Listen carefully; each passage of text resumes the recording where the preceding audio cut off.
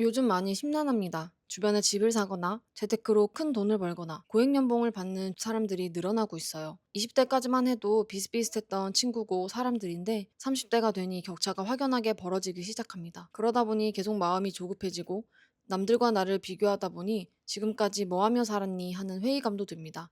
이럴 때일수록 비교를 멈추고 나만의 길, 나의 속도, 나의 방향을 되돌아볼 필요가 있어요. 그건 세 가지 단계로 이루어지는데요. 1단계는 데이터로 객관적인 내 위치를 확인합니다. 2단계는 내가 바라보는 나의 현 상황을 파악합니다. 3단계는 지금 당장 해야 할 것을 정합니다. 먼저 데이터로 객관적인 내 위치를 확인해 볼게요. 우리는 때때로 주변의 몇몇 일반적이지 않은 사례를 보고 대부분이 그렇다고 생각할 때가 있어요. 그럴 때 객관적인 데이터가 있다면 내 위치를 좀 더 명확하게 볼 수 있죠. 그렇다면 데이터는 어디서 볼까요? 저는 주로 통계청을 활용합니다. 통계청의 지표누리 국민 삶의 질 지표에서 흥미로운 통계를 많이 볼 수 있어요. 아니면 국가 통계 포털도 괜찮고요. 부족한 자료는 인터넷 기사를 찾아봐요. 이것저것 귀찮으면 챗GPT한테 물어보기도 하고요. 제가 요즘 관심 있는 연봉과 집에 대한 데이터를 찾아볼게요. 우리나라에서 내 집을 가지고 있는 사람은 몇 퍼센트라고 생각하세요? 57.4%예요. 지역별로도 차이가 나는데요. 서울이 2020년 기준 43.5%로 가장 낮고 울산이 69.9%로 가장 높아요. 그렇다면 처음으로 내 집을 사는 사람의 나이는 몇일까요? 평균 43.3세에 내 이름의 집을 삽니다. 만약 소득이 적다면 56.7세가 되어서야 집을 살 수 있어요. 이번에는 월 소득을 볼게요. 이건 중위소득으로 판단할 건데요. 중위소득은 전체 가구의 소득을 순서대로 나열했을 때 정확히 가운데에 위치하는 가구의 소득이죠. 그럼 볼까요? 20대에서 60대 남자가 월급으로 얼마나 받아야 중간 정도 할까요? 20대 초중반은 214만 원, 20대 중후반은 488만 원, 30대 초중반은 344만 원, 30대 중후반은 401만 원, 40대 초중반은 447만 원, 40대 중후반은 458만 원, 50대부터는 월급이 줄어들기 시작해요.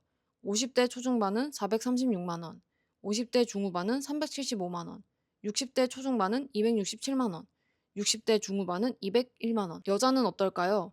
20대에서 60대 여자가 월급으로 얼마나 받아야 중간 정도 할까요? 20대 초중반은 202만 원, 20대 중후반은 263만 원, 30대 초중반은 295만 원, 30대 중후반은 299만 원, 40대부터 월급이 줄어드네요.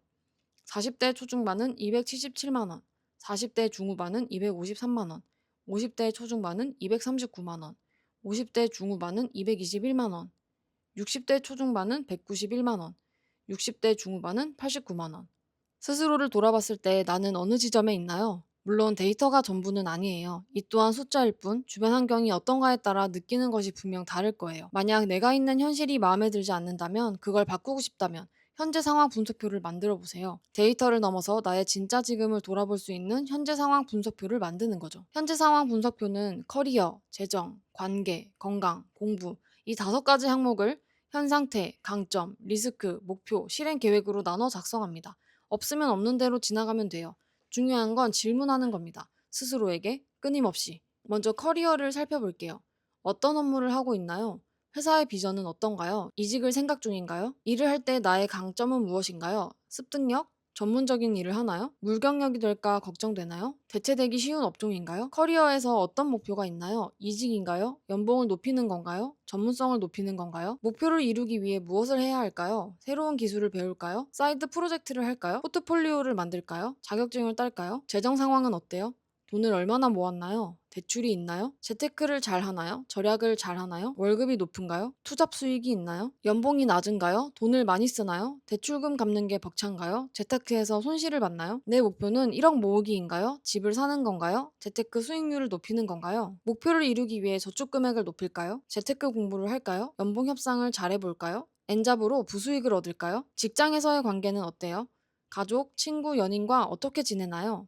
눈치가 빠른 편인가요? 배려를 잘하나요? 외향적인 성격인가요? 남의 말을 잘 들어주나요? 남에게 지나치게 의지하나요? 너무 독립적인가요? 자존심이 높은 편인가요? 화가 자주 나나요? 성격을 차분하게 바꾸고 싶나요? 작은 일에 감사하는 마음을 가질까요? 관계를 개선하고 싶나요? 새로운 사람을 만나고 싶나요? 모임 활동을 하거나 연락을 자주 하거나 대화를 잘하는 방법을 배우거나 관계의 거리를 둬보는 건 어떨까요? 신체적으로 건강한가요? 정신적으로 힘들진 않나요? 체력이 좋은가요? 나쁜가요? 스트레스를 잘 받는 편인가요? 긍정적인가요? 상처받은 일에 금방 회복하나요? 꾸준히 하는 운동이 있나요? 만족스러운 하루를 보내고 있나요? 집안 내력인 병이 있나요? 번아웃이 자주 오나요? 우울감을 자주 느끼나요? 자세가 나쁜가요? 체력을 높이거나 우울감을 낮추거나 휴식 시간을 주거나 워라밸을 하기 위해 운동을 시작할까요? 여행을 갈까요? 배달 음식을 끊을까요? 스트레칭을 할까요? 공부, 자격증 준비, 독서, 새로운 프로그램 배우기를 하고 있나요? 집중력 있게 하나요? 배운 내용 정리를 잘 하나요? 목표를 세우면 잘 이루나요? 시간이 부족한가요? 체력이 예전 같지 않은가요?